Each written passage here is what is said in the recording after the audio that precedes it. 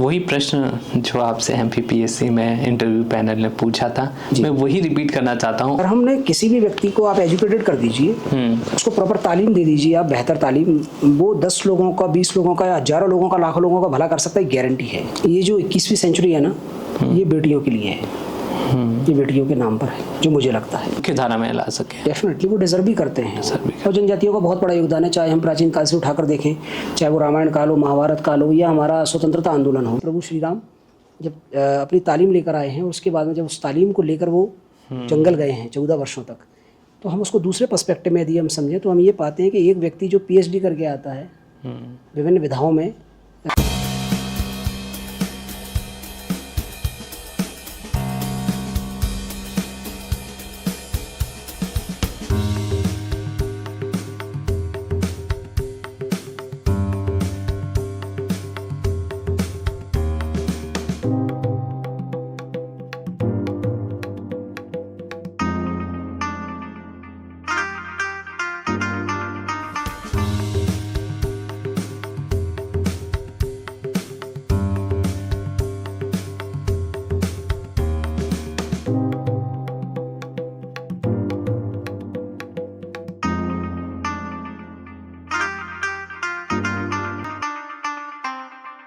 Welcome to our channel गपशप with Ravindra में आपका स्वागत है। Thank you. आज हमारे साथ most expected guest mister Vijay Yadav ji हमारे साथ हैं। सर वर्तमान में लाहार सब डिवीजन में एज SDM के रूप में कार्यरत हैं। सर आपका हमारे चैनल में बहुत सा स्वागत है। थैंक यू, आपका बहुत बहुत धन्यवाद, और आपकी टीम का भी specially thank you. Sir being SDM आपका इतने बड़े पद पे होना, और जब हमने आपसे बात की तो पता चला कि आपकी जर्नी की शुरुआत एज अ टीचर हुई, तो टीचर से लेकर आज एक SDM बनने तक आपका सफ़र कैसा रहा? नो डाउट चैलेंजिंग तो रहता है, हर आदमी की लाइफ में रहते हैं चैलेंजेस, बट मैं ये कहूँगा कि एज अ एक स्टूडेंट प्रिपरेशन करना और वहाँ से लेकर फिर यहाँ तक आना, मतलब मेरे लिए तो एक कहूँगा एक थ्रिल रहा ये पूरा, और मैंने बहुत इन्जॉय किया अपनी इस जर्नी को। चैलेंजेस कोई ऐसे विशेष नहीं थे। मेरी स्कूलिंग सामान्य मतलब गवर्नमेंट स्कूल से शुरू हुई, वहाँ से लेके फिर मैंने जो है मैं शिक्षक बना। सबसे पहले वर्ग 1 में मैं टीचर रहा, 6 वर्ष लगभग मैंने शिक्षा विभाग में दिए। तो टीचर के प्रोसेस में जब आपकी सामान्य जॉब लग गई, तब आपको ऐसा क्या लगा कि अब आपको और आगे जाना चाहिए? ऐसा कुछ विशेष नहीं था। देखिए टीचर का जॉब बहुत ही अच्छा जॉब होता है एक्चुअली, जॉब क्या कहें, सेवा है वो एक्चुअली। तो मुझे बहुत अच्छा लगा बच्चों को पढ़ाना, और उन बच्चों को पढ़ाना जो बेहतर स्कूलों में शायद नहीं जा पाते हैं, या जिनके पास जो इतने वेल ऑफ नहीं हैं, तो कोशिश की कि उन बच्चों को जितना मेरे पास नॉलेज था वो मैं उनको दे सकूं। फिर एक ये चीज़ फील हुई थोड़ा सा कि अपने आपके अंदर या किसी भी व्यक्ति के अंदर यदि कुछ क्षमताएं हैं तो उसको प्रयास करना चाहिए। तो दैट्स वाई एक एज अ टीचर होने के नाते हम नॉलेज गेन करती हैं, तो उस नॉलेज को मैंने आगे बढ़ाते हुए मुझे लगा कि ये एग्ज़ाम में आगे बढ़कर कुछ देखा जाए, अपने आप को प्रूव किया जाए। That's all. ऐसा कोई वो नहीं था कि मुझे किसी एक कोई डेस्टिनेशन चाहिए, नो। वो एक जर्नी का हिस्सा रहा मेरी। आपने अपनी क्षमताओं को एक्सप्लोर करने का प्रयास मुझे ऐसा लगा कि मेरे अंदर अगर क्षमता है, और मैं तो ये कहूँगा किसी भी व्यक्ति के अंदर क्षमता है तो उसको प्रयास करना चाहिए। क्या बात है। That's all. तो प्रयास किया और ईश्वर की कृपा से सफलता मिली, और बच्चों को पढ़ाते हुए ही मेरा जो स्कूल था वो शिवपुरी से लगभग 40 किलोमीटर दूर था, तो पर डे 3 घंटा, लगभग 1 से 1.5 घंटे की जर्नी होती थी। बच्चों के जाना, उन बच्चों को देखना, उनकी आंखों में वो सपने देखना, तो ये एक अच्छा एहसास था, नो डाउट। सफल हुआ मैं सबसे पहले CDPO के रूप में। 2010 की PSC से मैं महिला बाल विकास परियोजना अधिकारी बना। मेरी पोस्टिंग छतरपुर में हुई, नौगांव में। फिर वहाँ अपनी सेवाएं दी मैंने कुछ समय, फिर उसके बाद मैं अशोकनगर मेरा ट्रांसफ़र हुआ। फिर यहाँ आकर जो है उस समय तात्कालिक SDM थे हमारे अखिलेश जैन साहब, उन्होंने यहाँ पर एक फ्री बच्चों के लिए कोचिंग स्टार्ट की आनंदम करके। तो फिर मुझे उसमें पढ़ाने का मौका मिला, 3 वर्ष तक बच्चों को निःशुल्क सेवा देने का एक अवसर प्राप्त हुआ, और उसी के माध्यम से शायद वो परमार्थ ही था जो इकट्ठा हो रहा था कहीं, क्या और उसकी वजह से अच्छे कर्म लौट के आते हैं। रिफ्लेक्शन है वो, मुझे लगता है कि रिफ्लेक्शन ऑफ योर क्रिया के विपरीत और बराबर प्रतिक्रिया का नियम लागू है। तो अगर आप किसी भी चीज़ को थ्रो करते हैं तो उसी वेलोसिटी से वापस आएगी आपके पास, है ना? बिल्कुल सही। तो शायद ऐसा हुआ, और ईश्वर की कृपा से वो जो आपने कहा कि वो अकाउंट शायद वहाँ बन रहा होगा, तो उस वजह से फिर 2018 में एज अ डिप्टी कलेक्टर में चयनित हुआ। और तब से लेकर अभी तक कंटिन्यूस लगभग मैं SDM रहा हूँ, और अभी लाहौर में एज SDM के पद पर मैं अपनी सेवा दे रहा हूँ।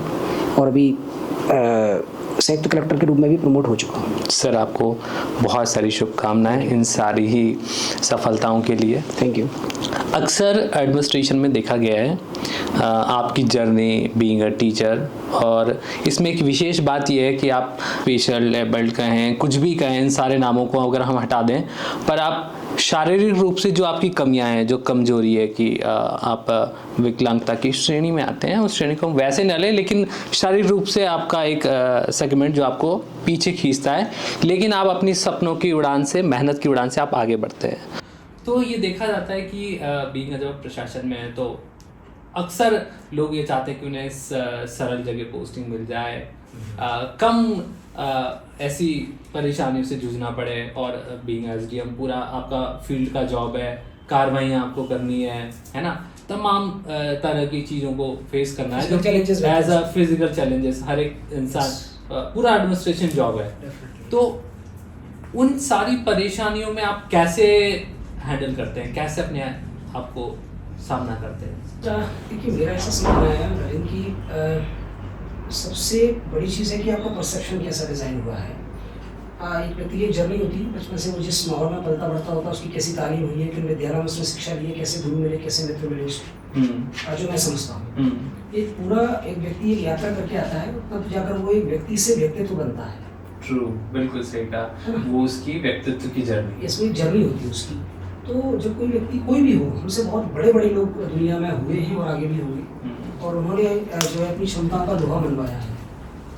क्या बात। मे बी वो फिजिकली इतने स्ट्रॉन्ग नहीं रहे, हम देखते हैं उनकी पृष्ठभूमि शायद उतनी ज़्यादा फाइनेंशियली साउंड नहीं रही, बट आफ्टर दैट वो भी because of education, because of their journey उन्होंने वो मुकाम हासिल किया। तो मैं ऐसा समझता हूँ, जैसा आपने कहा कि चैलेंजेस नहीं रहे, मतलब एक और संघर्ष भी नहीं, वो संघर्ष बहुत बड़ा वर्ड है। मतलब लोग बहुत आसानी से बोल देते हैं, संघर्ष एक बहुत बड़ा वर्ड है। दुनिया में लोगों ने बड़े बड़े अचीवमेंट काम किए हैं कि उनकी तुलना में अपने आप बहुत मतलब बड़ा वर्ड होता है संघर्ष कहना। कोई व्यक्ति बोलता है मैं कहता हूँ कि हमको एक अच्छा परिवार मिला, अच्छे स्कूल्स मिल गए, कन्वीनियंट था आना जाना, बुक्स मिली टाइम पर पढ़ने के लिए, अच्छे लेक्चर्स हमने अटेंड कर पाए, तो ये कहाँ संघर्ष है ना? संघर्ष की परिभाषा ही अलग है। मतलब एक ऐसी अवस्था होती है संघर्ष की जहां आपके हाथ में कुछ भी नहीं है, बट आप फिर उसको डिजाइन कर पाते हो उस चीज को, मेरे ख्याल से तो ये स्ट्रगल होता है शायद। तो फिजिकल चैलेंजेस को आप कैसे, उनके लिए आपका क्या मैसेज है, जो बहुत सारे हमारे बच्चे या जो भी लोग सेगमेंट में हैं, उनके लिए ये कैसे, उनके लिए क्या मोटिवेशन है, वो कैसे हैंडल करें? मेरा मानना है कि विकलांगता मानसिक होती है, शारीरिक नहीं।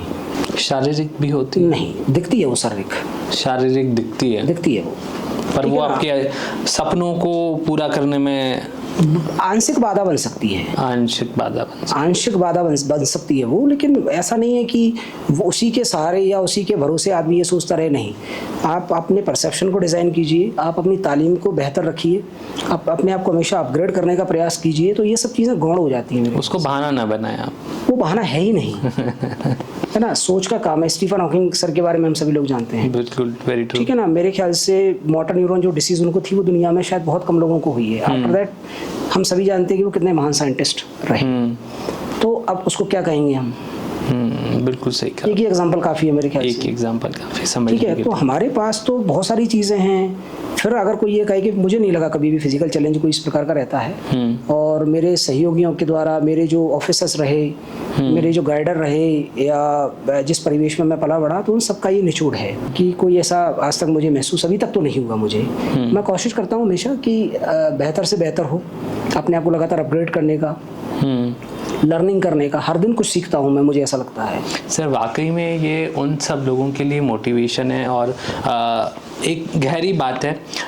बीइंग जब आप फिजिकली डिसेबल्ड होते हो तो लोग अपना उस चीज़ को एक सॉफ्ट कॉर्नर पकड़ के और तमाम तरह की मदद मांगते हैं, है ना। फिर हमने आप उसी सेगमेंट में हमने देखा कि जो लोग बैसाखियों से चलते हुए दूसरों की बस पर आपने उन्हीं बैसाखियों से चढ़ते दर बदर सफलता की सीढ़ियाँ चढ़ी है। तो वो कोई मैटर नहीं करता, या तो आप अपनी कायरता से उनसे मदद मांग सकते हैं, या आप दूसरों की मदद करने के लिए सक्षम हो सकते हैं। श्योर, मुझे तो कभी ऐसा लगा ही नहीं कि ये मेरे लिए कोई इनकी आवश्यकता है। वैसे वो दिखने में फिजिकली हो सकती है। कोई भी आदमी अपनी विल पावर, उड़ान अपने मन से होती है। हाँ, वो हौसलों से उड़ान होती है। ठीक ठीक है, आपके हौसले अगर मजबूत होंगे, बट उसमें बेसिक कंटेंट जो है, जो मैं मानता हूँ बेसिक्स जो है वो एजुकेशन है। Education, yes, that is a frame, वो कंक्रीट है। अगर हमने किसी भी व्यक्ति को आप एजुकेटेड कर दीजिए, उसको प्रॉपर तालीम दे दीजिए, आप बेहतर तालीम, वो 10 लोगों का, 20 लोगों का या हज़ारों लोगों का, लाखों लोगों का भला कर सकता है, गारंटी है। तो ये सारी क्षमता जो भी कहें उन लोगों के लिए बहुत क्लियर मैसेज है कि आपको अपना सबसे स्ट्रॉन्ग पॉइंट बनाना है अपनी शिक्षा। यस, एजुकेशन सबसे बड़ा टूल है वो। सबसे बड़ा टूल है। एक ही चीज़ है जो ये गरीब को भी ख्वाब दिखाती है कि वो राजा बन सकता है या सबसे ऊपर प्रतिनिधित्व कर सकता है, किसी भी लेवल को गेन कर सकता है। और वी हैव मैनी एग्जांपल्स जहाँ की लोगों ने एजुकेशन के थ्रू, एजुकेशन के वो किसी भी लेवल पर पहुँचे हैं। बिल्कुल सही कहा आपने, है ना। वो जबकि उनकी पृष्ठभूमि आप देखेंगे तो बहुत बेसिक्स भी शायद नहीं रही है, बेसिक्स भी नहीं रहे, है ना। लेकिन हमारे बीच में डॉक्टर APJ अब्दुल कलाम साहब का एग्जांपल है। सभी लोग जानते हैं कि वो सिर्फ इस जर्नी से वो कहाँ तक पहुँचे। भारत के ना ही केवल महान वैज्ञानिक बने, बल्कि महान राष्ट्रपति बने, और सबसे बड़ी बात एक महान व्यक्ति बने जो सारी उपलब्धियों से ऊपर है, तो बिकॉज ऑफ एजुकेशन। तो ये मेरे ख्याल से मस्ट है। सर, आप बीइंग SDM है और एडमिनिस्ट्रेशन में आपको बहुत सारी जिम्मेदारी है, और उसी में हमने देखा कि आपने आपकी न्यूज़ में, पेपर कटिंग्स में आपको स्कूलों के प्रति आपका बड़ा लापरवाही को लेकर आपका बड़ा सख्त रवैया रहा है। आप चाहते हैं कि स्कूल बहुत अच्छे हो क्योंकि वहाँ बच्चों के भविष्य का निर्माण हो रहा है। तो आपका क्या स्कूलों के प्रति और क्या सोच क्या है? देखिए, मेरा समझना ये, और मेरा नहीं, मुझे लगता है हर शिक्षित व्यक्ति का, हर जागरूक व्यक्ति का ये समझना होगा कि स्कूल ही वो तक्षशिलाएं होती हैं जहाँ से हम केवल चंद्रगुप्त तैयार कर सकते हैं। क्या बात है। इसके अलावा मुझे बताइए क्या ऑप्शन है हमारे पास में, केवल और केवल, है ना। तो सबसे बेहतर राष्ट्र के नींव के जो पत्थर है ना, वो केवल तराशे अगर कहीं जा सकते हैं तो वो हमारे विद्यालयों में, वो हमारे विश्वविद्यालयों में, वो हमारे महाविद्यालयों में, वो हमारे स्कूलों में ही तराशे जा सकते हैं। इसके अलावा कोई लाइन बताइए आप। नहीं, बिल्कुल नहीं। शिक्षा, आज मैं और आप यहाँ बैठे हुए हैं तो बिकॉज ऑफ एजुकेशन। इसके अलावा कोई अन्य चीज़ बताएं। वेरी ट्रू, है ना। तो कोई भी व्यक्ति जो अगर हमें समाज को एक बेहतर डायरेक्शन देना है, हमें बेहतर लोग यदि पैदा करने हैं, हमें राष्ट्र निर्माता यदि पैदा करने हैं ना, तो उनका जो सबसे बड़ी यूनिवर्सिटी है, तक्षशिला है, लैब है, प्रयोगशाला है, वो सब हमारे स्कूल है। सरकारी स्कूलों को लेके आपकी कि कैसे मॉनिटरिंग होना चाहिए, कैसे उन पे रवैया? देखिए, वही प्रश्न वही है, बस उत्तर में ये हो सकता है कि हमारे पास पूरा एक तंत्र है और दो ही पायदान है मेरे ख्याल से, एक शिक्षा और एक स्वास्थ्य। तो स्वास्थ्य भी शिक्षा से जुड़ा हुआ है। जो व्यक्ति बेहतर शिक्षित होता है उसका स्वास्थ्य बेहतर होता है। तो अल्टीमेटली मुझे लगता है कि जो बेसिक है ना, वो एजुकेशन ही है। तो स्कूल हमारे पास पर्याप्त है, इंफ्रा हमारे पास पर्याप्त है, केवल हमको आवश्यकता है प्रॉपर मॉनिटरिंग करें। और जो अच्छा पढ़ा रहे, बहुत सारे शिक्षक अच्छा पढ़ाते हैं। ये सर आपने कहा कि कुछ शिक्षक आप देखेंगे, बहुत 1 या 2 शिक्षक हैं, फिर भी पूरा स्कूल है, बहुत अच्छे से बच्चों को पढ़ाते हैं, हर चीज़ का हम देखते हैं, ऐसा लगता है कि वो अपने 2 बच्चों के लिए नहीं, स्कूल के पूरे बच्चों के पिता हैं और पूरा समर्पित भाव रहता है उनका। डेफिनेटली ऐसे लोग दुनिया में हर संस्था में हैं और उन्हीं की वजह से ये राष्ट्र हमारा जो है प्रगति करता है। उन्हीं लोगों की वजह से, जो चुनिंदा लोग हैं, जो अपने पूरी इंटीग्रिटी के साथ में, पूरी ऑनेस्टी के साथ में, पूरे डेडिकेशन के साथ में अपने उस जॉब को जॉब ना समझते हुए सेवा समझते हैं, वो लोग ये वो लोग हैं। वही प्रश्न जो आपसे MPPSC में इंटरव्यू पैनल ने पूछा था, मैं वही रिपीट करना चाहता हूँ और ये जानना चाहता हूँ कि हमारे दर्शकों के लिए उसका क्या जवाब होगा। MPPSC में जो पैनल ने आपसे प्रश्न पूछा कि यदि बीइंग SDM आप सेलेक्ट हो जाते हैं तो जनजाति क्षेत्र के लिए आप क्या काम करेंगे? जी हाँ, ये प्रश्न मेरे से 2018 के इंटरव्यू में पूछा गया था और मैंने मेरा जो जवाब था पैनल के लिए वो ये था कि जनजातियाँ जो हैं, देखिए आज भी अगर कोई अपनी कल्चर को लेकर डेडिकेटेड है ना, कोई कल्चर को यदि आज भी फॉलो कर रहा है, मुझे लगता है उसमें सबसे प्रमुख अग्रणी नाम जो है वो जनजातियों का होना चाहिए। बिल्कुल सही कहा। आज भी वो उसी प्रिमिटिव फॉर्म में है, आज भी कई जगहों पर उनके अपने टैबू हैं, ठीक है ना, उनके अपने टोटम्स हैं, तो वो उससे जुड़े हुए हैं, नेचर को कंजर्व करते हैं वो लोग। ट्रू, है ना। जीव जंतुओं के प्रति आप उनके भाव देखिए, श्रद्धा देखिए, पशु पक्षियों को लेके, जल को लेके, है ना, वृक्षों को लेके, सबको लेके उनके भाव देखिए। तो मेरा ये समझना है कि आज भी हम देखें, शायद वो मुख्य धारा से उतने नहीं जुड़े हुए हैं जितना कि वो डिजर्व करते हैं। तो बात ये आती है कि गवर्नमेंट की बहुत सारी पॉलिसीज़ बहुत अच्छी बनी हुई हैं और वो पॉलिसीज़ सीधी जाकर जनजातियों से मिलती हैं, लेकिन मुद्दा इतना सा है कि उनकी बात वहीं आती है फिर से कि वो उतने एजुकेटेड नहीं है शायद, तो वो उस चीज़ को समझ नहीं पाते कि उनके राइट्स क्या हैं। But very true. तो हमें केवल इतनी ऐसी आवश्यकता है कि जो पॉलिसी डिज़ाइन की गई है उसको जो ऑफिसर्स बैठे हुए हैं वो ठीक तरीके से उन लोगों तक पहुंचा दे, दैट इज़ इनफ। ये पर्याप्त होगा। That's all. मुझे नहीं लगता कि इसके अलावा कोई ज़रूरत है। जैसे मेरी पहली पोस्टिंग ही सौभाग्य से करहाल में हुई, जो शिवपुर का क्षेत्र लगता है अपना, और वो एक टिपिकली ट्राइबल हैबिटेट के रूप में जाना जाता है, जो हमारी सहरिया जनजाति है। तो वो वहाँ पे सहरिया अनुसूचित जनजाति हमारी वहाँ पर बसती है, और बहुत ही मतलब ऐसी फॉर्म में मैंने उनको देखा है अभी भी। तो मेरा ये समझना है कि यदि हम वहाँ शिक्षा बेहतर कर लें, वहाँ शिक्षा बेहतर कर लें, वहाँ स्वास्थ्य को और बेहतर कर लें, तो वहाँ से भी हम बहुत बड़े टैलेंट को निकाल कर बाहर ला सकते हैं। काफ़ी हद तक सुधार हुआ है, पर मुझे लगता है शायद अभी थोड़ा और बाकी है। हमें अपना जो नज़रिया है उन पे और फोकस्ड होना चाहिए, प्रॉपर फोकस्ड होना चाहिए, स्पेशली मतलब स्पेसिफिक। हमारी सरकार खासकर अभी आपने देखा तमाम तरह के आवास योजनाओं से लेकर तो हर एक सेगमेंट की योजनाओं को माननीय प्रधानमंत्री जी के द्वारा, सीएम द्वारा भी, कि तमाम तरह की हर एक योजनाएं जो चल रही है उनमें विशेष उनको एक्सेस दिया गया है ताकि वो मुख्य धारा में ला सके। डेफिनेटली वो डिजर्व भी करते हैं, और जनजातियों का बहुत बड़ा योगदान है। चाहे हम प्राचीन काल से उठाकर देखें, चाहे वो रामायण काल हो, महाभारत काल हो, या हमारा स्वतंत्रता आंदोलन हो, सभी में आपको अनुसूचित जनजातियों का योगदान देखने को मिलेगा। तो जब इतना बड़ा एक हमारे पास कहना चाहिए पूरी जर्नी रही है उनकी, है ना, और आज भी हम देखें कि अपने कल्चर के लिए जाने जाते हैं। बिल्कुल, ठीक है। मध्य प्रदेश तो जनजातियों का मायका है, एक तरीके से अपन कह सकते हैं, है ना। तो बहुत सारी जनजातियाँ हमारे यहाँ पर हैं, शहरियाँ हैं, भील हैं, भगोरियाँ हैं, कोल हैं, उराव हैं। अच्छी डाइवर्सिटी, बहुत डाइवर्सिटी है। बहुत सारे उत्सव मनाए जाते हैं। भगोरिया फेमस है हमारे यहाँ का, पूरे मेरे ख्याल से वर्ल्ड वाइड फेमस है वो। तो वहाँ देखने को मिलता है हमें कि कल्चर की डेफिनेशन क्या है, परिवेश, उनका खान पान, कार्यक्रम, गीत संगीत, सब एक अपने आप में एक हो रहा है। यस। अब हम देखते हैं, देखिए भील जनजाति में एक विशेष धनुर्विद्या पाई जाती है, ठीक है। सहरिया जनजाति में विशेष जो जड़ी बूटियों के प्रति उनकी बहुत समझ डेवलप है उनकी, ठीक है। और भी हमारी जो कई जनजातियां हैं तो वो उनके अपने स्पेशलाइजेशंस हैं। खासकर जो कि पचमढ़ी के पास वह एक प्रसिद्ध जगह है पातालकोट, जहाँ पे छिंदवाड़ा में है। छिंदवाड़ा में पातालकोट, वहाँ भारी जनजाति पाई जाती है। वो औषधियों के बारे में बड़ा विशेष ज्ञान है, वो आज भी एक प्रिमिटिव फॉर्म में है। तो मतलब मेरा यही कहने का मतलब, जैसे आज सपोज करिए कि भील जनजाति है जो धनुर्विद्या में कितनी अग्रणी है, ये गेम ओलंपिक में भी होता है। तो उस चीज़ का यदि यूटिलाइज किया जाए, मेरे ख्याल से बस यही आवश्यकता है। जितनी योजनाएं, बहुत सारी योजनाएं, बहुत शानदार योजनाएं बनी हुई हैं, सबसे आवश्यकता है ठीक तरीके से वहाँ तक पहुँचाने की, परिणाम और बेहतर हो जाएगा। जो आप इतनी लंबी जर्नी करके एसडीएम तक पहुँचे हैं, तो जो बच्चे हमारे प्रिपरेशन कर रहे हैं उनके लिए आपकी एमपीपीएससी की प्रिपरेशन तैयारी कर, उनके लिए आपका क्या विज़न है, क्या उनके लिए आपका एक मैसेज है, क्या है?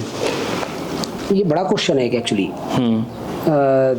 देखिए क्या है कि आज के समय में या पिछले लगभग 10-15 सालों से हम देख रहे हैं, बहुत सारी चीज़ें हमारे बीच में आ गई हैं, बहुत सारे अच्छे कोचिंग्स हमारे बीच में हैं, इंटरनेट हमारे बीच में है, थ्रू इंटरनेट बच्चे आज पढ़ाई कर सकते हैं। तो बहुत ईजी है अब मेरे ख्याल से स्टडी करना, बशर्ते क्या, लेकिन इसके अलावा हटके भी कुछ चीज़ें हैं। एक तरफ देखें हम कि बच्चों में आजकल नर्वसनेस बहुत देखने को मिलती है, बहुत जल्दी उनको सफलता चाहिए होती है। तो कहीं ना कहीं इस जर्नी में कई बच्चे हम लोग देखते हैं गलत डिसीजन ले लेते हैं। तो बच्चों के लिए मेरा ये संदेश है कि सफलता एक अलग मैटर है, आप अपने आप को प्रूव करने के लिए प्रयास कीजिए, है ना। वो बहुत गहरी डेफिनेशन है सफलता क्या चीज़ है, उसके अलग अलग मायने हैं एक्चुअली, ठीक है ना। तो आप सक्सेस के पीछे मत दौड़िए, आप अपना बेस्ट देने का प्रयास करिए। हर एक आदमी अपने जोनर में वो बेस्ट कर सकता है, किसी को देख के आप, हाँ। तो बहुत अच्छा माहौल है पढ़ाई का, बहुत चीज़ें तेज़ी से बदली हैं, ठीक है ना। जब से इंटरनेट का युग आया है तब से हम देख रहे हैं कि आप घर बैठे आज स्टडी कर सकते हैं, तो कहीं जाने की ज़रूरत नहीं है आपको सीधा बस फोकस्ड होने की ज़रूरत है, और आप सही डायरेक्शन में तैयारी करिए, बेहतर रणनीति बनाइए। नर्वस होने की आपको आवश्यकता नहीं है। एक असफलता 2 असफलता कतई ये तय नहीं करती हैं कि आप असफल हैं, है ना। बहुत बड़े बड़े एग्जाम्पल्स हैं, इसमें भी हम दे सकते हैं कि कई लोग कई बार असफल हुए, लेकिन उसके बाद आज उनके मुकाम बहुत अलग हैं। बिल्कुल सही कहा। तो ये मोटिवेशनल स्टोरीज भी। यूपीएससी का रिजल्ट आया जिसमें से एक बड़े फेमस हो रहे हैं मीडिया पे, जिन्होंने ग्रामीण क्षेत्र से हैं, है ना, और उनकी एफआईआर नहीं हुई थी और फिर उन्होंने पहले प्रयास में अपना। बिल्कुल बिल्कुल। अभी एक 12th फेल स्टोरी भी है, जो मूवीज भी बनी थी, मनोज सर के ऊपर, जो आईपीएस हैं, मुरैना से ही हैं। तो मैं ऐसा समझता हूँ कि इतनी सारी चीज़ें हमारे आसपास हैं और तुरंत आप एक 1 क्लिक में आज ये सारी स्टोरीज आप देख सकते हैं। तो मोटिवेशनल चीज़ें बच्चे देखें, अपने हेल्थ को बेटर रखें, और माइंड को कॉन्शियस रखें, वो फोकस्ड हो, मतलब चीज़ों को लेके अपने आसपास के वातावरण से प्रभावित हों, परंतु ये ना सोचें कि यही सब कुछ है। कई बार ये होता है हमारे आसपास कोई बच्चे जल्दी सक्सेस हो जाते हैं तो बहुत सारे बच्चे उनको देखकर जो है नर्वस फील करने लगते हैं। तो that is not a part of life, मतलब that is not a life, it's a part of life. तो आप अच्छी प्रिपरेशन के लिए आगे बढ़ें, अच्छे मनोयोग से आगे बढ़ें और सेवा भाव से आगे बढ़ें, क्योंकि अगर आप फिर सफल हो भी गए उस एग्ज़ाम में तो हो सकता है कि आप उस तरीके से डिज़ाइन नहीं हुए हैं। हालांकि सीखता है व्यक्ति, लर्निंग होती है, उसकी एक्सपीरियंसेस आएंगे उसको, लेकिन कई बार मैंने देखा है कि बहुत अच्छी सफलता के बाद भी लोग बेहतर प्रदर्शन नहीं कर पाए। तो ये जो टोटल एक मटेरियल बनना चाहिए उसके लिए बहुत सारे इंग्रेडिएंट्स की आवश्यकता होती है। तो उसमें केवल इतना ही नहीं है कि वो केवल पढ़ाई है, बहुत सारी और भी चीज़ है जिससे कंप्लीट व्यक्तित्व बने। क्योंकि जब वो समाज के बीच में जाता है, जब वो लोगों के बीच में जाता है, समस्याओं के बीच में जाता है, तो वहाँ प्रदर्शन बेहतर होना वो मायने रखता है। वो असली बीइंग एसडीएम होना होता है। गवर्नमेंट का जो निचोड़ है वो यही है कि आपको जब तैयार करके भेजा गया है ना, तो आपको फिर वापस नहीं आना है, आपको समस्या को रिजॉल्व करके ही आना है वापस। बिल्कुल सही कहा। सब बीइंग एडमिनिस्ट्रेशन में रहते हुए आपने महिला बाल विकास हो, भू माफिया हो, अवैध खनिज उत्खनन हो, तमाम तरह पे कार्रवाइयाँ की है। तो आपको कोई ऐसे 5 एलिमेंट जो कि गुड गवर्नेंस या गुड एडमिनिस्ट्रेशन के लिए ज़रूरी है? एक तो देखिए, आपका एक परसेप्शन बेहतर होना चाहिए, किसी भी अधिकारी का नज़रिया। ट्रू। उसका नज़रिया जितना अच्छा होगा, समाज को और शासन को उतना लाभ मिलेगा। ओके। डिसीजन मेकिंग बेहतर होनी चाहिए उसको, क्योंकि आपको जब चुनौतियाँ आएंगी आपको, उस समय आप कितने त्वरित डिसीजन ले सकते हैं, और सही डिसीजन का मतलब गलत भी हो सकता है। आप सही डायरेक्शन में डिसीजन लेंगे किस तरीके से, वो बहुत मायने रखता है। और तीसरा मैं समझता हूँ टीम वर्क एक बहुत महत्वपूर्ण चीज़ होती है, क्योंकि कोई भी बड़ा युद्ध जो है या बड़ा मैच जो है, आप बिना टीम के नहीं जीत सकते हैं। आपका जो टीम प्रबंधन होगा, आपकी टीम मैनेजमेंट जितनी बेहतर होगी, आपकी सफलता उतनी ज़्यादा सुनिश्चित हो जाएगी। और देखिए, बहुत मतलब ये भी बड़ा क्वेश्चन है आपका, ये कार्य के दौरान ही समझ में आता है, और भी जो चीज़ें हैं मुझे लगता है वेरी करता है, पर्सन टू पर्सन भी वेरी करता है, ये है ना। आप कंफर्ट जोन में नहीं होने चाहिए कभी भी। आप अगर आप कंफर्ट जोन में हैं तो आप कंफर्ट जोन में जब रहेंगे तभी आप अच्छा प्रदर्शन कर पाएंगे, लेकिन जब आपको कोई अच्छा टास्क मिलेगा या कोई आपको टफ जोन मिलेगा तो आप शायद वहाँ बेहतर प्रदर्शन ना कर पाए। तो आपको कोई परसेप्शन डेवलप नहीं करना चाहिए, परसेप्शन नहीं होना चाहिए कि नहीं मैं एक सिकनेस हो गई है आपको कि मेरे को पर्टिकुलर ही मिल जाए कोई चीज़। पूर्वाग्रह से ग्रसित होना हमारी सारी सोच को, हमारे उसको सीमित करता है, सीमित कर देता है। तो आपका किसी भी चीज़ को लेके आपका मेरे ख्याल से एक सिकनेस नहीं होनी चाहिए, सॉफ्ट जोन नहीं होना चाहिए, आपका कंफर्ट जोन नहीं होना चाहिए। आपका शासन है, चुनौतियाँ हैं, शासन का मतलब ही चुनौतियाँ हैं, है ना। और उनको रिजॉल्व करना एक अधिकारी को इसलिए नियुक्त किया गया है कि आप उनको रिजॉल्व करिए। आपको कैसे रिजॉल्व करना है, कई बार आपको सॉल्यूशन देर में मिलेंगे, है ना, चीज़ें बहुत जल्दी शेप लेती हैं। तो आपको ये समझना पड़ेगा उसी समय त्वरित कि कैसे मैं ए से बी पर स्विच करूं या बी से सी पर स्विच करूं। प्लान्स आपके पास बेहतर होने चाहिए। आप एक ही प्लान मत बनाइए, जो मुझे लगता है आपके पास ABC प्लान होना चाहिए, क्योंकि अगर चीज़ अगर शेप लेती है तो आप कैसे उस पर नेक्स्ट, तो आपके पास एक ही प्लान था, आपने उसको डिज़ाइन ही नहीं किया उस हिसाब से। तो ये सारी चीज़ें मुझे लगता है कि बहुत महत्वपूर्ण हैं प्रशासन में। सर, जैसे आपसे बात हमारी हुई तो आपको हमें ये जानकारी मिली कि आपकी 2 बेटियां हैं, और एडमिनिस्ट्रेशन में जब होते हैं तब हम तमाम तरह की, चाहे महिला लैंगिक अनुपात हो, चाहे बाल विवाह हो, महिला साक्षरता हो, और तमाम तरह की चुनौतियां या स्कीम्स आप इम्प्लीमेंट करते हैं। तो बेटियों को लेके आपका क्या नज़रिया है? देखिए, पहली चीज़ तो ये है कि ये जो 21वीं सेंचुरी है ना, ये बेटियों के लिए है, ये बेटियों के नाम पर है, जो मुझे लगता है। आप आज कोई भी एग्ज़ाम उठा के देखिए, यूपीएससी का रिजल्ट, कोई भी एग्ज़ाम, नॉट ओनली यूपीएससी, कोई भी एग्ज़ाम उठा के आप देख लीजिए, और नॉट ओनली एग्ज़ाम, आप पॉलिटिक्स उठा के देख लीजिए, आप फिल्म जगत उठा के देख लीजिए, आप खेल जगत उठा के देख लीजिए, आप पत्रकारिता उठा के देख लीजिए, आप किसी भी क्षेत्र को उठा के देख लीजिए, आप मुझे बताइए किसी भी क्षेत्र में आपको निराशा हाथ नहीं लगेगी। सही कहा आपने, 21वीं सदी महिलाओं के नाम है। ठीक है ना। दूसरी बात, हम प्राचीन काल से भी देखें तो हमारे पास बहुत सी ऐसी महिलाओं के नाम हैं, आज भी हमारे जहन में हैं और हर व्यक्ति के साथ जहन में होते हैं वो नाम, कि जिन्होंने ना ही केवल अपने होने से अपनी उपस्थिति को दर्ज कराया है, बल्कि इस लोकतंत्र को भी इस लोकतंत्र के मस्तक को भी उन्होंने जो है गौरवान्वित किया है। ठीक है। तो कहीं से भी पहली बात तो ये है कि महिलाओं को लेके कोई भी बात बहुत ज़्यादा उसमें नहीं होनी चाहिए, बहुत स्ट्रांगली बात होनी चाहिए उनके ऊपर, मेरा ऐसा समझना है। आज वो हर क्षेत्र में प्रतिनिधित्व कर रहे हैं, पार्षद से लेकर राष्ट्रपति पद तक को सुशोभित कर चुकी हैं महिलाएं, किसी भी छोटे से पद से लेकर बड़े से पद तक को सुशोभित कर चुकी हैं। तो रही बात बेटियों की या महिलाओं की, तो मेरा ये कहना है कि वो नेचुरली पावरफुल हैं, नेचुरली डिजाइंड हैं, वो बहुत स्ट्रॉन्ग डिजाइन है वो। बस आवश्यकता है सही तरीके से हमें पूरे मनोयोग से उनको आगे लाने की, जो अभी कर पाने में समाज शायद उतना सफल नहीं रहा है। ग्रामीण क्षेत्रों में ऐसा होता है कि ग्रामीण क्षेत्रों में भी होता है, पढ़े लिखे परिवारों में भी दो होता है। लड़के होने के बाद रोक लिया जाता है, लेकिन लड़कियां अगर 3-4 भी हो रही है तो फिर भी लड़के की आस होती है। हाँ, वो देखिए वो अज्ञानता से जुड़ा हुआ पहलू है एक्चुअली। हम उसको बहुत देर में जो है समाप्त कर पाएंगे, लेकिन ऐसा नहीं है कि वो समाप्त नहीं होगा, काफ़ी हद तक हो चुका है। अभी भी हम आगे बढ़ रहे हैं लगातार, लिंगानुपात बढ़ा है हमारा, बड़ा है। और महिलाओं ने भी इस क्षेत्र में आकर जो ऐसा नहीं अपनी उपस्थिति दर्ज कराई। अब जो महिला एजुकेटेड होती हैं वो कतई इन बातों को स्वीकार नहीं करती हैं। बिल्कुल सही कहा, है ना। तो बशर्ते बस वही आवश्यकता है कि हम ठीक तरीके से तालीम दे पाएंगे तो ये समाज जो है सुदृढ़ होगा। जो आज फॉरेन कंट्रीज़ हैं, हम कई जगह देखते हैं, चाहे वो यूरोपियन कंट्रीज़ हो, चाहे वो अमेरिकन कंट्रीज़ हो, कई जगह हम लोग देखते हैं वहाँ इस प्रकार का कोई डिस्क्रिमिनेशन है ही नहीं। उसका एक ही लॉजिक है या एक ही कारण है उसका, वो है एजुकेशन।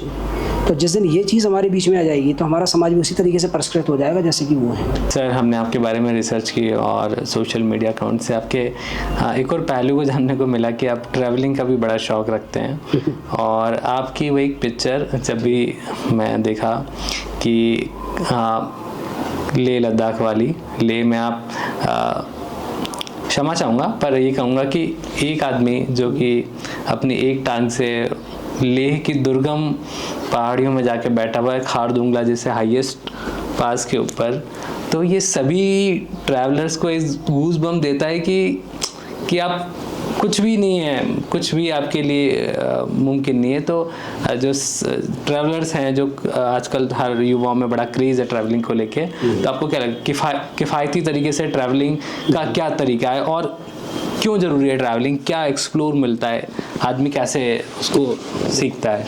ये भी बहुत बड़ा प्रश्न है। भ्रमण जो है ना वो अपने आप में एक ऐसा सेगमेंट है जो ना ही केवल हमें विभिन्न कल्चरों से मिलाता है, ठीक है, विभिन्न प्रकार के समुदायों से मिलाता है, संस्कृतियों से, संस्कृति मैंने बोल दी, संस्कृतियों से मिलाता है, ठीक है, लोगों को जानने का मौका मिलता है, प्रकृति को जानने का मौका मिलता है, तीर्थ स्थलों को जानने का मौका मिलता है, और कहीं ना कहीं पर्यटन एक व्यवसाय भी है। आज गवर्नमेंट भी पर्यटन को कितना प्रमोट करती है। बिल्कुल। हम लोग देख रहे हैं कि जो है होटल्स के अलावा होम स्टे कल्चर डेवलप हुआ है, जिससे लोगों के जो फाइनेंशियली फिगर्स हैं वो बेहतर हुए हैं, लोग अपने जीवन में भी परिवर्तन कर पाए हैं। एक तो ये पहलू है। दूसरा ये है कि यात्राएं आपको स्ट्रॉन्ग बनाती हैं। जब आप किसी भी दुर्गम जगह पर जाते हैं या किसी भी ऐसी चैलेंजिंग जगह पर जाते हैं तो कहीं ना कहीं आपको एक बेहतर मनोयोग चाहिए होता है, एक तैयारी चाहिए होती है आपको। जैसा आपने कहा कि एक फिजिकल चैलेंज होने के बावजूद भी लेह लद्दाख में जाना बहुत सारे लोग जाते हैं। अभी अरुणिमा सिन्हा जी के बारे में हम सभी लोग जानते हैं, और वो एक हमारे देश की बहुत बेहतर खिलाड़ी रही। इसी वजह से उनका जो है एक पैर में डिस्टर्बेंस हुआ, और जब वो ठीक हुई, बहुत बड़ी मतलब वो एक डिजास्टर है उनके साथ, लेकिन जब वो ठीक हुई तो उन्होंने सारी चोटियां फतेह कर दी। बिल्कुल सही बात है। वो तो जैसा पहला भी क्वेश्चन था आपका कि विकलांगता शारीरिक नहीं होती है, वो मानसिक होती है। बस फर्क इतना है कि मानसिक विकलांग लोग दिखाई नहीं देते हैं, है ना, पर उनको महसूस किया जा सकता है। बिल्कुल, है ना। तो मुझे कभी भी ऐसा नहीं लगा, और यात्राएं जीवन का हिस्सा है। हम देखते हैं चीनी यात्री हेनसांग, फाइयान, कितने बड़े बड़े यात्री हमारे देश में यात्रा करने के लिए आए। वास्को डी गामा भी किसी यात्रा पर निकले थे, कोलंबस भी किसी यात्रा पर निकले थे, तो विभिन्न देशों की खोज हुई। अगर ये यात्राएं नहीं हुई होती, खुद की खोज भी है और आसपास की परिवेश की खोज है। तो ये सारी चीज़ें हैं। बहुत बड़े बड़े वैज्ञानिकों उन्होंने भी इस प्रकार की रिसर्च की, मतलब वो यात्रा पर निकले। तो मेरा समझना है, अब आप हम इससे अंदाजा लगा सकते हैं कि यात्रा की कितनी गहरी परिभाषा हो सकती है ना। विभिन्न देशों को जोड़ने में, विभिन्न समुदायों को जोड़ने में, विभिन्न कल्चरों को जोड़ने में, ज्ञान के आदान प्रदान में, आर्थिक व्यवस्था को बेहतर करने में, क्षेत्रों को समझने में, ठीक है ना, देश में आपसी सौहार्द को बेहतर करने में क्या बात है। यात्राओं का बहुत बड़ा योगदान है और हर व्यक्ति को मेरे ख्याल से यात्रा करनी ही चाहिए। जीवन एक यात्रा है। जीवन एक है, हाँ जीवन एक यात्रा है। बट ये यात्रा भी जो है हमारे देश में तो यात्राओं का वैसे ही प्रचलन है, तो कितनी पैदल यात्राएं करते हैं। और हमारे यहाँ तो बड़ा नियम है कि 4 धाम यात्रा आपको करनी है, नाम ही उनका है ना। तो पूरा ट्रायंगल बना दिया गया है ताकि एक कंपलसरी फॉर्म में आदमी यात्राएं कर पाए। डेफिनेटली बहुत कुछ लर्निंग होती है। मैं जब भी स्ट्रेस, देखिए काम में तो स्ट्रेस होता ही है सभी के, हर आदमी के जीवन में कहीं ना कहीं तनाव होता है। तनाव सकारात्मक प्रकार का तनाव भी होता है, जो मैं जिसकी बात कर रहा हूँ। सकारात्मक तनाव होता है कि आप जिम्मेदारियों को लेकर चलना चाहते हैं, आप बेहतर तरीके से उनको रिजोल्व करना चाहते हैं, तो उसमें आपको आपकी एनर्जी देनी पड़ती है। तो जब आप एनर्जी देते हो तो कहीं ना कहीं आपकी एनर्जी को रिफिल भी तो करेंगे आप। बिल्कुल। तो उस एनर्जी को रिफिल करने के लिए मैं यात्राओं के लिए जाता हूँ। और नेचर एक बहुत बड़ा कैनवास है, एक बहुत बड़ा उसको लैंडस्केप है वो अपने आप में। तो मतलब आप जहाँ भी जाते हैं वो सीनिक, वो प्रकृति, वो झरने, वो घाटी, वो नदी, वो पहाड़, वो आपको, मतलब मुझे जो लगता है कि वो आपको इतना तैयार कर देती है दोबारा से, फिर आप रिचार्ज होके आते हो, फिर शायद बेहतर काम करते हो। तो यात्राएं तो जीवन का हिस्सा हैं और हर आदमी को कभी ना कभी जितनी उसकी क्षमता है वो उतनी यात्रा उसको करनी चाहिए। बिल्कुल सही कहा आपने। एक आप में एसडीएम रहे बीइंग चंदेरी में, तो हमारे मध्य प्रदेश में चंदेरी बड़ा टूरिज्म सेगमेंट में उभर रहा है। चंदेरी को लेके आपका चंदेरी के टूरिज्म को लेके जो आपका क्रक्स है वो आप दर्शकों तक पहुंचाएं कि क्यों चंदेरी घूमना चाहिए। चंदेरी बहुत ही उसको मतलब डिफाइन करना बड़ा मुश्किल है चंदेरी को एक्चुअली, है ना। तो विरासत चंदेरी है वो एक्चुअली, वो विरासत है हमारी, है ना। चंदेरी को लेकर भी प्रश्न पूछे गए थे मुझसे इंटरव्यू में। और तो चंदेरी, मतलब चंदेरी को एक कहना चाहिए ना, एक तो देखिए आप वो प्राकृतिक कितना ज़बरदस्त है, हिस्टोरिकल देखिए आप उसको कितना ज़बरदस्त है, स्पिरिचुअल देखिए आप उसको कितना ज़बरदस्त है, ठीक है ना। चारों तरफ मतलब जो है संपदा बिखरी हुई पड़ी हुई है। चंदेरी को लेके बहुत कुछ किया है शासन ने और आगे भी होगा। तो इतना ही है कि वहाँ की जो धरोहर है वो सुरक्षित रहें और क्योंकि उनको दोबारा नहीं बनाया जा सकता है। बिल्कुल सही कहा आपने। तो उन धरोहरों को सजोना ना ही केवल शासन का बल्कि नागरिकों का बड़ा कर्तव्य है। नागरिकों को ये समझना पड़ेगा, जो लोग वहाँ रहते हैं, बहुत सारे लोग प्रयत्न भी करते हैं, ऐसा नहीं, बट फिर भी लोगों को ये चाहिए कि अगर वो एक पत्थर उसमें से निकल गया ना तो उस कार्बन डेटिंग का पत्थर दोबारा नहीं लगाया जा सकता।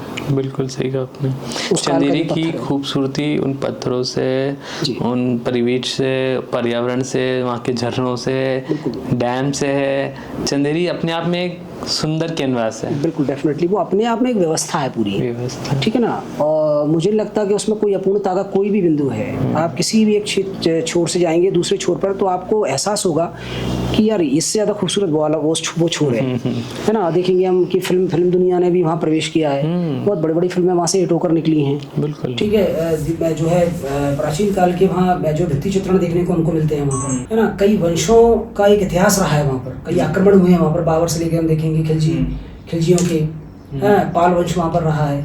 तो इस प्रकार से हम देखें तो एक बड़ी संपदा हमको वहाँ देखने को मिलती है। बस आवश्यकता है उसको ठीक तरीके से संजोने की, जो बना हुआ है उसको हम व्यवस्थित कर लें, वो नष्ट ना हो, ये हमारी नैतिक जिम्मेदारी है। एक लंबी जर्नी आपकी रही, टीचर से लेकर एसडीएम तक, तमाम तरह की चुनौतियाँ, एडमिनिस्ट्रेशन का अपना दबाव, उन सब के बीच में आपको क्या लगता है कि जीवन का उद्देश्य क्या है? बहुत गहरा प्रश्न है ये रविंद्र। अलग अलग लोगों के लिए अलग अलग मायने होते हैं जीवन के। मेरा ये समझना है कि एक जीवन होने के नाते सबसे पहले व्यक्ति को अपने आप को परिष्कृत करना चाहिए। वो बेहतर रूप से परिष्कृत हो, वो धर्म को समझे, वो नीतियों को समझे, वो नियम को समझे, वो संस्कृति को समझे, और उसके बाद में वो पूर्ण शिक्षा ग्रहण करने के बाद में, बेहतर तालीम लेने के बाद में जब समाज में आए तो समाज में अपनी क्षमताओं के अनुसार, अपने पद के अनुसार, जो भी उसके उत्तरदायित्व हैं उनके अनुसार वो उन व्यक्तियों की सहायता करने का प्रयास करे, उन कुरीतियों को नष्ट करने का प्रयास करे, समाज में कुछ नया या बेहतर लाने का प्रयास करे, अर्थात समाज को परिष्कृत करने का प्रयास करे। मेरा समझना ये है कि ये जीवन का उद्देश्य है। जैसे प्रभु श्री राम जब अपनी तालीम लेकर आए हैं, उसके बाद में जब उस तालीम को लेकर वो जंगल गए हैं 14 वर्षों तक, तो हम उसको दूसरे पर्सपेक्टिव में यदि हम समझें तो हम ये पाते हैं कि एक व्यक्ति जो पीएचडी करके आता है, विभिन्न विधाओं में जानकारी लेकर आता है, नॉलेज लेकर आता है, और जब वो फिर उस घर को छोड़कर जो है आम जनता के बीच में जाता है, उन वनवासियों के बीच में जाता है, उन अनुसूचित जनजातियों के बीच में जाता है, उन अंतिम पायदान पर बैठे हुए लोगों के बीच में जाता है जो राक्षसों से, जो आताताइयों से परेशान हो रहे थे। तो वो कैसे अपने नियम यस नीतियों के आधार पर न्याय करता है, यस उनको सुविधा देता है yes, और एक समाज में मानदंड स्थापित करता है। डेफिनेटली। तो हम ये देखते हैं ना कि जब वो पूरी 14 वर्ष की जर्नी में कितने लोगों का, कितने देवताओं का, कितने ऋषि मुनियों का, अनुसूचित जनजातियों का, कितने लोगों का जो भला हुआ है, मेरे ख्याल से वो सारी अपीलें लगी हुई थी उनके पास में। और वो एक बेहतर तालीम कभी शबरी की अपील है, Yes, कभी definitely. केवट की अपील है, Yes, yes. कभी सुग्रीव की अपील है, कभी जामवंत की अपील है, कभी अहिल्या कभी की अंगद अपील की है। अपील है। यस, तो वो सब लोगों की जो अपीलें लगी हुई थी, तो वो है क्या, एक जर्नी है ना वो पूरी। एक आदमी तालीम लेकर आता है, जो हथियार रखे हुए, दैट इज अ टूल्स, है ना। आज हम प्रशासन के पास भी हथियार होते हैं, जब कोई चुनौती आती है तो उन हथियारों से हम उस चीज़ों को ऐसे ही वो व्यक्ति तालीम लेकर आता है, पावर लेके आता है, और फिर उस तालीम को लेकर समाज के बीच में जाता है, और उन लोगों को जो हाशिए पर थे या जो लोग अंतिम पायदान पर थे, उन लोगों की सारी परेशानियों को रिजॉल्व करता है, और अंत में एक सबसे बड़े आताताई को उसके घर में जाकर मार देता है। और नियम नीतियों के आधार आधार पे ही एक व्यवस्था क्रिएट एक व्यवस्था को जन्म देते हैं, फिर जन्म देते एक नवीन व्यवस्था को जन्म देते हैं, और वो अपनी प्रजा को सर्वोच्च मानते हैं, और प्रजा के लिए ही वो जीवित रहते हैं। और इसीलिए आज जो है एक बड़े व्यक्तित्व के रूप में, एक मर्यादा पुरुषोत्तम के रूप में आज हम उनको देखते हैं। तो मेरे ख्याल से हम बहुत सामान्य लोग हैं, छोटे लोग हैं, तो हमारा काम जितनी तालीम हमारे पास है, हम उसके हिसाब से लोगों की परेशानियों को ठीक करें, क्या बात है ना। तो ये शायद मेरे ख्याल से थोड़ा बहुत जवाब मेरा ठीक ठाक होगा। सर, आप हमारे चैनल में आए, इसके लिए आपका बहुत बहुत शुक्रिया। आपसे इतनी सारी बातें हुई। Thank you Ravindra. सर, पुनः एक बार आपका बेहद धन्यवाद। आपका भी रविंद्र बहुत बहुत धन्यवाद।